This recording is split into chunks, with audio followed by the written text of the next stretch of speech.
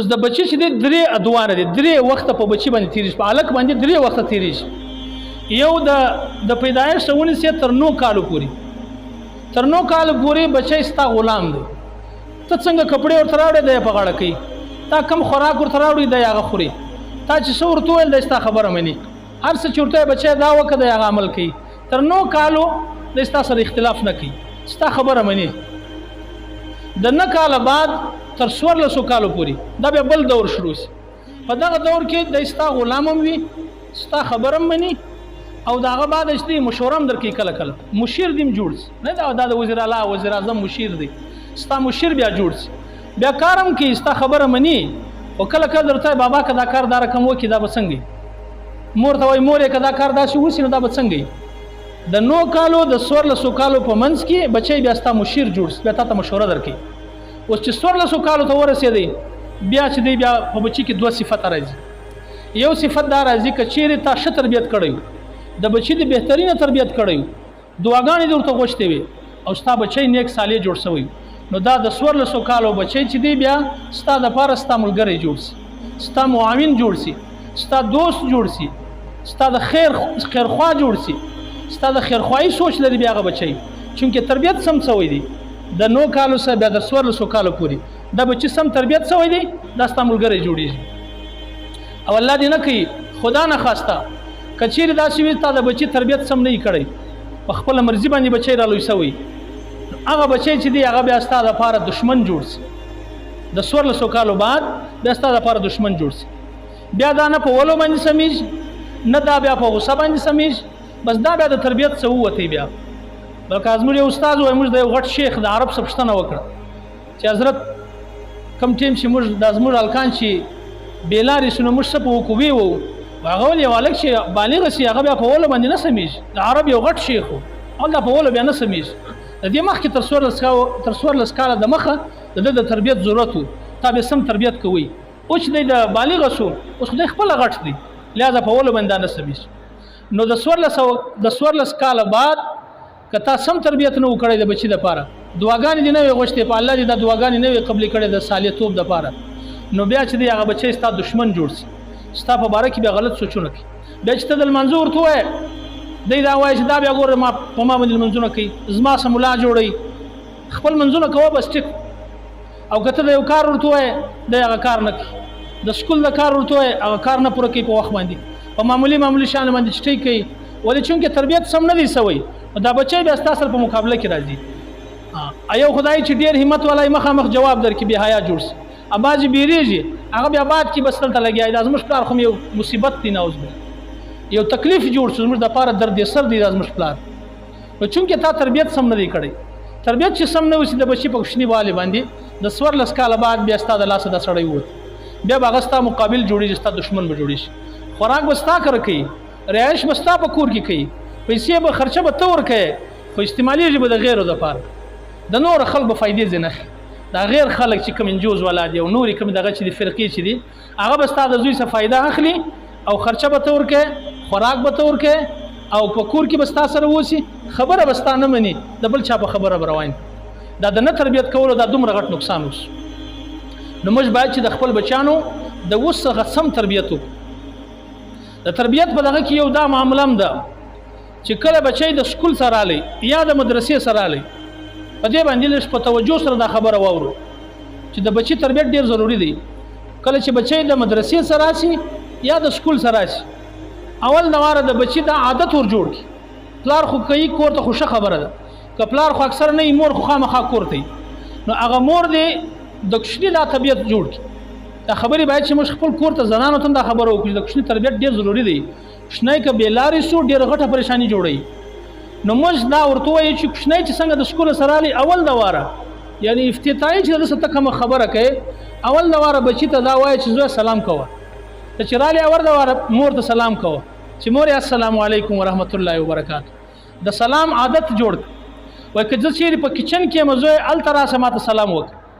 که چیرې بچی بغیر سلامه د نه نشي برته ته زوی د باندې ولاړ سه برته چې راځي سلام وکړه. دا عادت د بچی جوړ. که دا عادت نه کی جوړ، د سلام معنا دا چې په تاسو د سلامتی وي،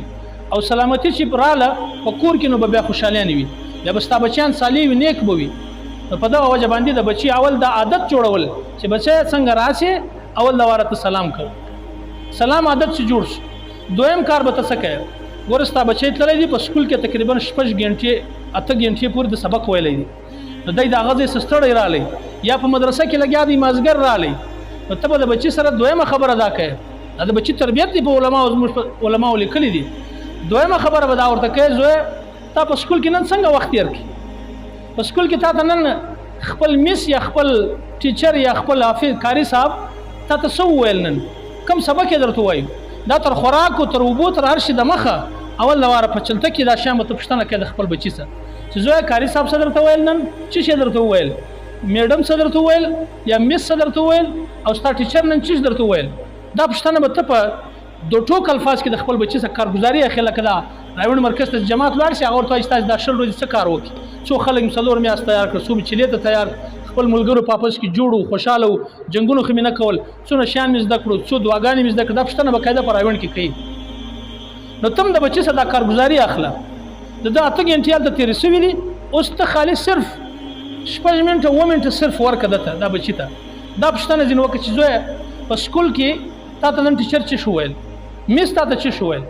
بله خبر دا پوښتنه وکړه د بچي سره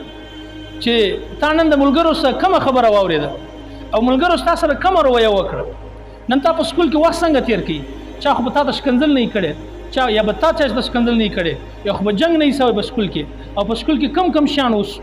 تی په سکول کې نه شته ورلې تر چټې پورې کم کیسې وسوي بچی خو ظاهره خبر رسېدل به دا چلته کې پوښتنه ځینې وکړې بچی تا ته ټول حال وایي میموري یې دومره کمزورې ده فوراً ټول حال درته وایي هغه به تا ته دا ووایي چې زموږ ټیچر نه موږ ته دا سبق راکړي او زه ووالم او پلاني هلک دا خبره وکړه دا خبرې وکړه اوس د ده په خبرو کې ته سوچ وکړه چې کومې خبرې د فایدې دي او کومې خبرې د نقصان دي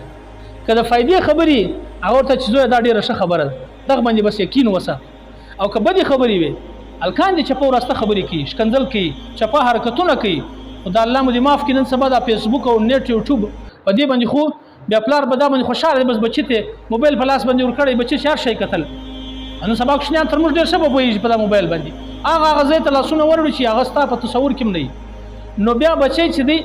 هغه هلکانو دا خبرې کړي دلته چې راشي ته پوښتنه ځینې وکړه که چیرې هلک ته غلطې خبرې سوي غلط ګایډینګ یې سوی غلطه تربیت یې هلته سوی نو بیا چې دی بیا هغه هلک ته ورته چې زویه دا خبره نقصان لري که لورې دا خبره نقصان لري دا خبره مه کوه بله واره ټیچر ته ورته چې دا هلک دا رقم خبرې ماته کوي باقاعده د خپل ټیچر سره رابطه وسي به پرنسپل سره رابطه وسي چې په سکول کې دا هلک دی د دې دومره غلط حرکات په دې باندې د نور هلکانو اثرات پرې وځي دا باقاعده موږ د دې یو ترتیب جوړ کړو د هغه بعد چې بله مرحله راغله چې دا خبرې تا پوښتنه وکړې کارګزاري دې واخیسته معلومات ټوله وسو شی خبرو باندې د بچي یقین سو د بدو خبرو څخه تا منع کوي چې زویه دا مه کوه بیا د هغه بعد چې دی تا به ظاهره خبر دی یو شی به تا ورته تیار کړی یا به شربت وي یا به آیسکریم وي د هر چا د خپل وس مطابق یا یخې اوبه به وي دا به تا تیارې کړي ورته بیا بچی راواخله په غوزي کې ونیسه او مچې که او په سر یې لاس ورتېر که د ستړی راغلی د کوره د سکوله سره دته به ډېرې خبرې په سکول کې سوي ټیچر به یو ډنډه ولی غوسه به ورته کړي یا بالکانو په خندلي نو دی ستړی دی چې دلته په کور کې هم ته شفقت نه کې ور لاس په سر باندې نه کې ورتېر دا کوچنی د احساس کمتري ښکار شي دا وایي چې زما په لاس ما په سر باندې د شفقت لاس والا ګرځه څوک شته نه زه په دې دنیا کې د مور او پلار په موجودګي کې زه یتیم ګرځم نو ته به سر باندې لاس ورتېر کړي او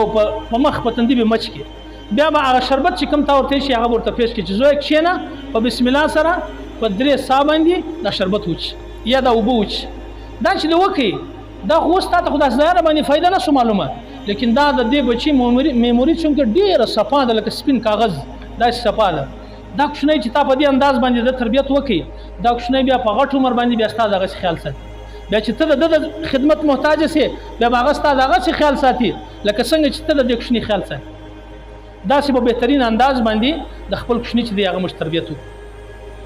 او بیا دویمه خبره د ده د ملګرو په باره کې معلومات وکړو چې دا زما زوی د کم الکانو سره په سکول کې کښېني په کلي کې د چا سره کښېني او زما لور د کومو نجونو سره دا ګرځي نو په هغه باندې معلومات وکړو که چیرې هغه الکان بېلارې الکان وي هغه الکان ګرده ورځ د فلمانو فوش خبرې کوي نو بیا موږ د خپل بچی چې دی د هغه سره وګرځو او ټیچر ته هم باقاعده دا ورته وایي چې دا الکان چې دی دا زما بچیان د دغو سره ګرځو او که نجلۍ داسې د بېکار نجلیو سره ګرځي هغه د پردې خیال نه ساتي، هغه د حیا خیال نه ساتي، هغه چپو راسته مشورې ورکوي، نو بیا موږ د خپل لورم د هغه څه بقاعده رامنه ولې دا د سکول دورانیه ډېره غټه دورانیه ده، د مدرسې دورانیه دا ډېره غټه دورانیه ده. تا ته دومره وخت نه ده چې دوی کم اثرات اخلي، هلته چې کم ماحول دی بدلوي، هغه ماحول چې دی کله کله سکول داسې خراب سکول وي چې په هغه کې ډېر فوش شیان وي، بې حیایي ډېره پیلا وي، نو ته چې کارګزاري ځینې واخلې هغه تا ته معلوم چې دا سکول چې د دې نه دی چې زما زوی په دې کې سبق ووایي. نو په دغه وجه دا ده بچي چې تا دا رقم تربیت وکړي او د ملګري دې معلوم کړي چې د چا سره ګرځي او هغه نجونې دې معلومې کړي چې زما لور د چا سره ګرځي، نو بیا د هغه منع کړه او د سم نجونې چې نیک صالح نجونې وي، د ښه کورنۍ نجونې وي، ښه هلکان وي، د هغو څخه بیا خپل بچي ته نصیحت کوه چې د دوی سره زویه ګرځي. دا زموږ د خپل بچیانو داسې تربیت وکړو. دا یو ډېره اوږده موضوع ده، دومره اوږده موضوع ده چې زه اوس لګیا سم تر سبا دا ټیمه پورې، یعنې تر سبا دا وخته پورې 24 ګنټې دا موضوع ختمېدا نه لري. ولې کوچنی هلک دی ډېر غټ د تربیت ډېر زیات شیان دي، نو چونکې دا خو دلته زه نه سم بیانولی، زما خدمت میډیا په نامه زما خپل چینل دی، په هغه کې موږ په پارټ 1 پارټ 2 په دې ترتیب باندې انشاءالله موږ دا ترتیب شروع کوو انشاءالله. نو په خدمت میډیا چې تاسو په یوټیوب کې سرچ کړئ یا په فیسبوک باندې سرچ کړئ، نو په هغه کې زما دا مکمل دا ټوله بیانونه چې دلته کوم د جمعې څه بیانونه ما کړي دي هغه به هم ټوله راځي، او بل چې دی دغه د بچي د تربیت په حواله باندې به هم ټوله بیانونه ته مخته راځي انشاءالله. دا کوشش وکړو څوک چې موبایل استعمالوي سمې استعمال کړي.